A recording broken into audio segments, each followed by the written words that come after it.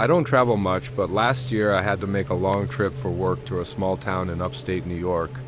Normally, I'd book a cheap motel, but most of them looked run down or had awful reviews. Out of desperation, I searched Airbnb. To my surprise, there was a cozy-looking guest house listed on the edge of town, right next to a wooded area. The pictures looked modern, clean, and definitely better than the shady motels. It was my first time booking through Airbnb, and I was a little skeptical, but the host's profile seemed normal, with a handful of good reviews. I booked it for 3 nights, figuring I'd be spending most of my time at work anyway.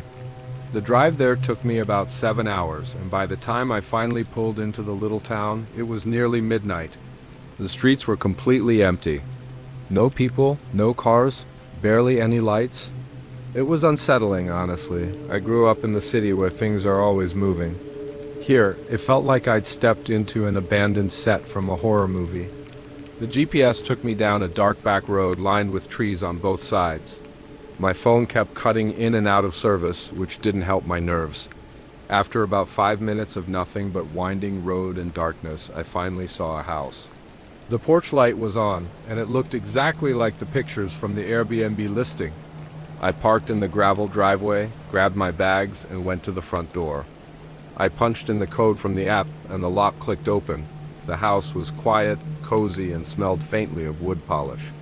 I set my bags down and walked through the downstairs. There was a living room, kitchen, and small dining area. Everything looked neat, like it had been cleaned just for me. But as I started up the stairs, I noticed something strange. One of the upstairs lights was on. It was coming from a room at the far end of the hallway. I figured maybe the cleaning crew forgot to turn it off. No big deal. I went to check it out. The room was simple, just a twin bed, a dresser, and a small desk. No personal items. The bed was neatly made and nothing looked out of place. I switched the light off and went to the main bedroom across the hall, where I unpacked some clothes and set up my laptop. It had been a long drive, so I didn't waste much time before crawling into bed. The house creaked a little, but I told myself that was normal for an older place. I tried to sleep, but after about 20 minutes I heard a noise. It wasn't the kind of settling noise houses make. This was deliberate, a thud, like someone dropped something heavy on the floor upstairs. I froze in bed, staring at the ceiling. My first thought was that maybe the host forgot something and came back without telling me. But I hadn't heard a car pull up, and the sound came from inside the house. I grabbed my phone and opened the Airbnb app to double-check the listing. It clearly said the entire house was mine for the booking. No shared rooms, no host staying on site. My stomach dropped. I slowly got up, opened the bedroom door, and listened. The hallway was silent, but I could feel that kind of pressure in the air when you know someone else is there. I whispered, "Hello?" Into the dark. No answer. I told myself I was just being paranoid and shut the door again. But then, just as I was about to crawl back into bed, I heard it. Creak, creak, creak. The sound of footsteps moving across the hall. My heart pounded. Someone was definitely in the house with me.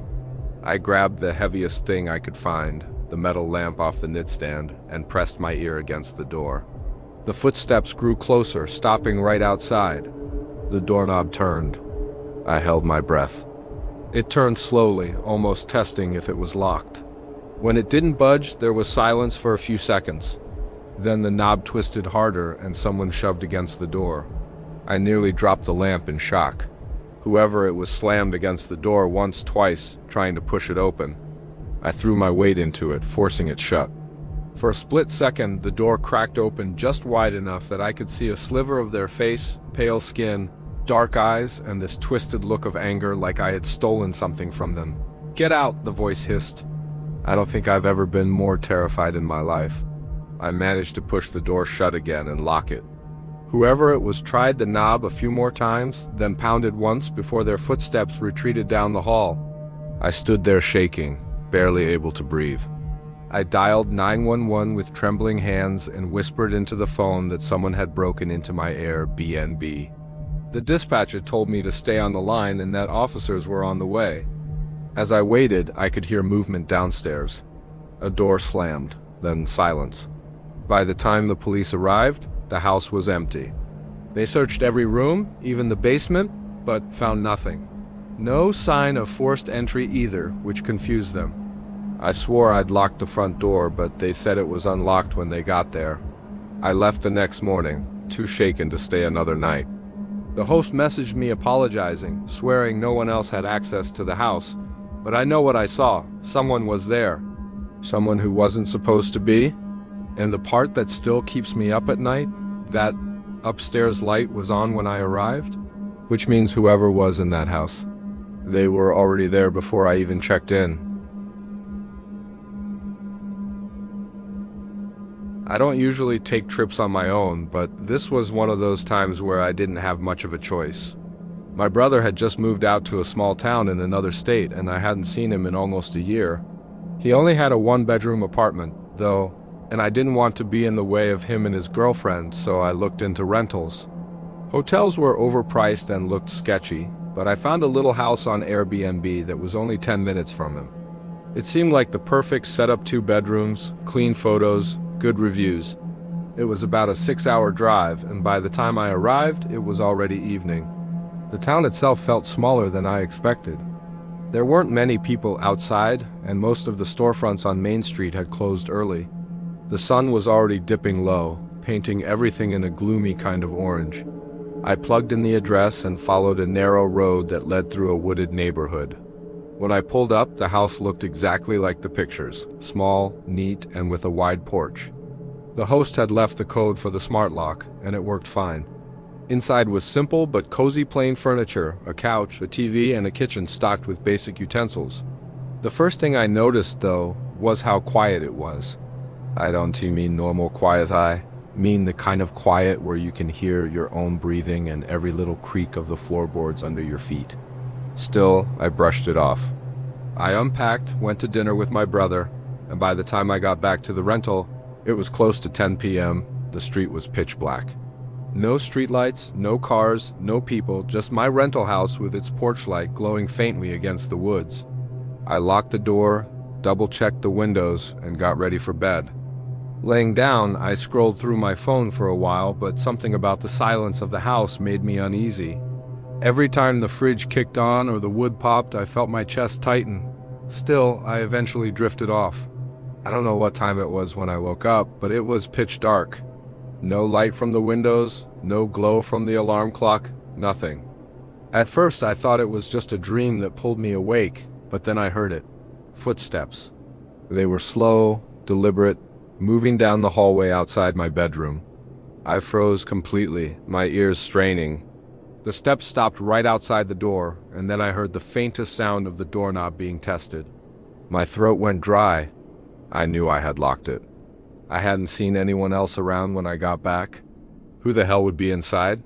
The handle didn't turn again. After a long, tense silence, I heard the steps retreating down the hallway, followed by the sound of the front door shutting softly. I didn't sleep the rest of the night. I sat in bed, staring at the door, my body tense. At dawn, I finally got up the nerve to walk through the house. Every room was empty. The front door was locked, but not with the code I had entered. The deadbolt was turned from the inside. I called the police, and when they showed up, they checked the house but didn't find anything. They told me it was probably a neighbor, maybe even the owner forgetting something. Their nonchalance pissed me off, but what could I do? I stayed at my brother's place all day and only went back to the house late at night. That second night, I was even more on edge. I walked through the entire house again, opening every closet, checking under the bed, even in the cabinets. Nothing. I locked every door and window and went to bed. I had just started to relax when I heard it again. Footsteps. Only this time, they didn't stop outside my room. They rushed, heavy pounding across the hallway, straight toward me. I barely had time to react before the bedroom door slammed open, banging into the wall. A huge man filled the doorway, his face shadowed, his breathing ragged. I scrambled out of bed, grabbing the lamp from the nightstand. I swung it at him, and it shattered across his arm, buying me just enough time to bolt past him. I sprinted through the hallway, hearing him crash after me. He was yelling something I couldn't even make out. I hit the front door, fumbled with the lock, and practically threw myself outside into the night.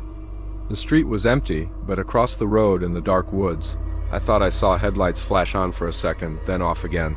I didn't wait to find out. I ran to my car, locked the doors, and drove straight to my brother's apartment.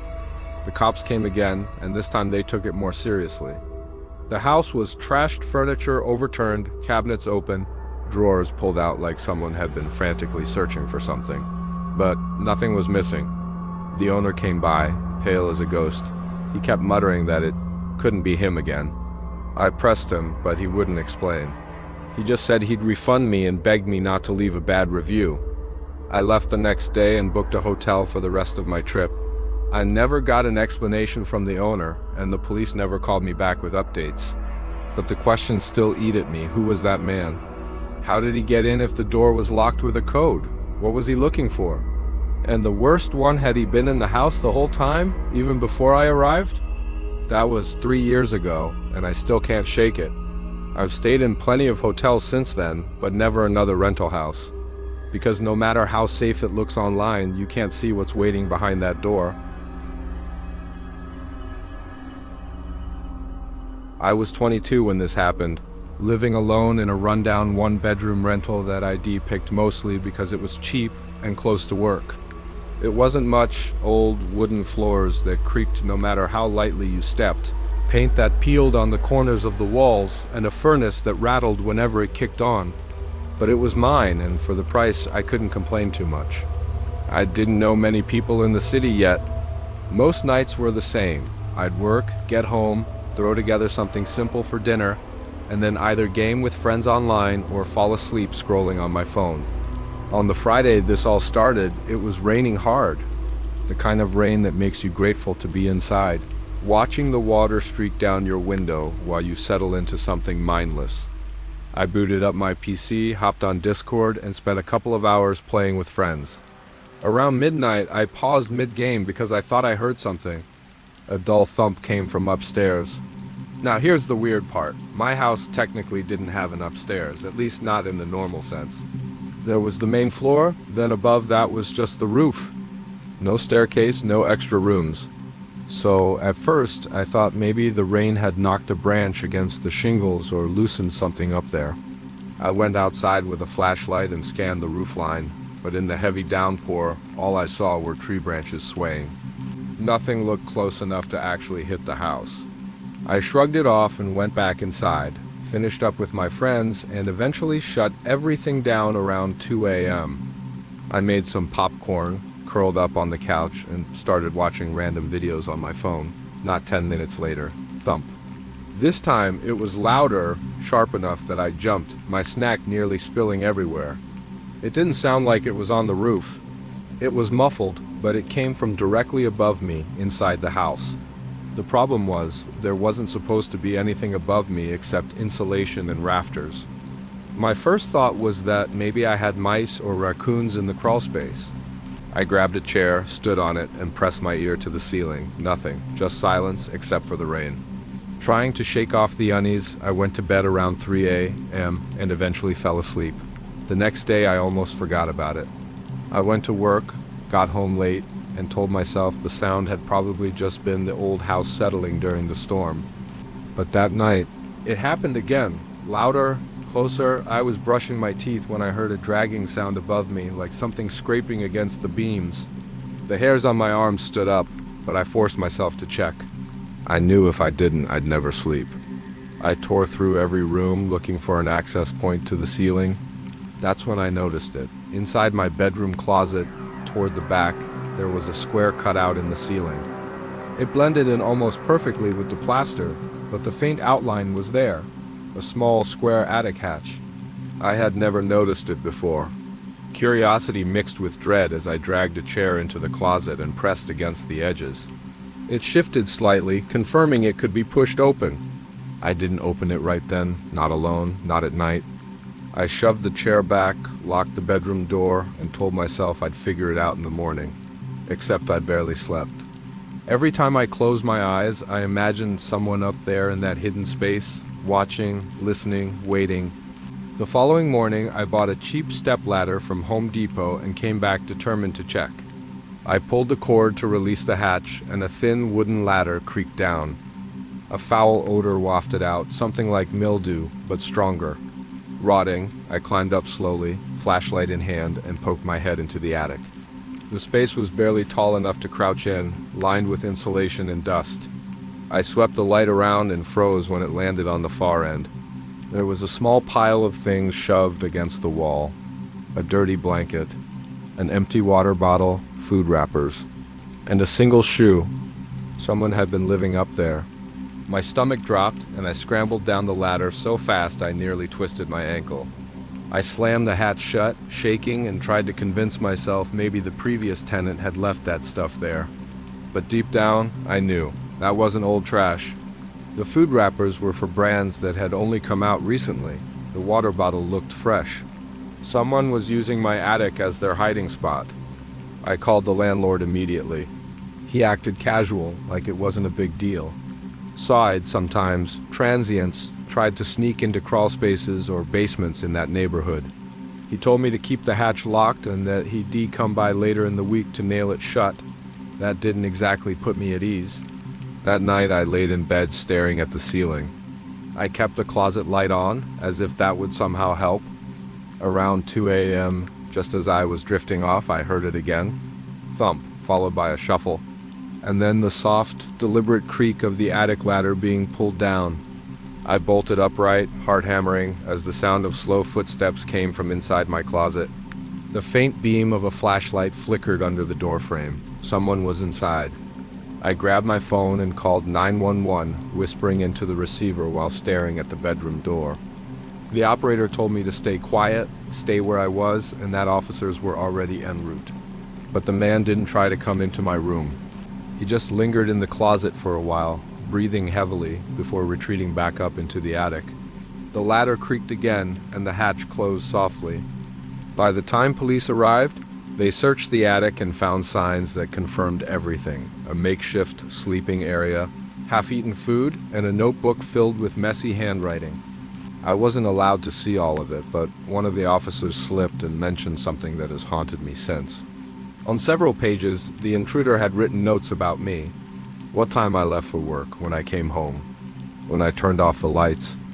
He had been up there, night after night, watching and listening. The man was caught a week later, apparently some homeless drifter with a history of breaking into abandoned homes. But he hadn't chosen mine randomly. In the notebook, there were sketches of my house from the outside. He had been watching me long before he climbed into the attic. I moved out the next month. And to this day, whenever I'm looking at apartments or houses, the very first thing I do is scan the ceilings for hatches. Because every creak, every bump in the night, I can't help but wonder if someone is up there, crouched in the dark, listening.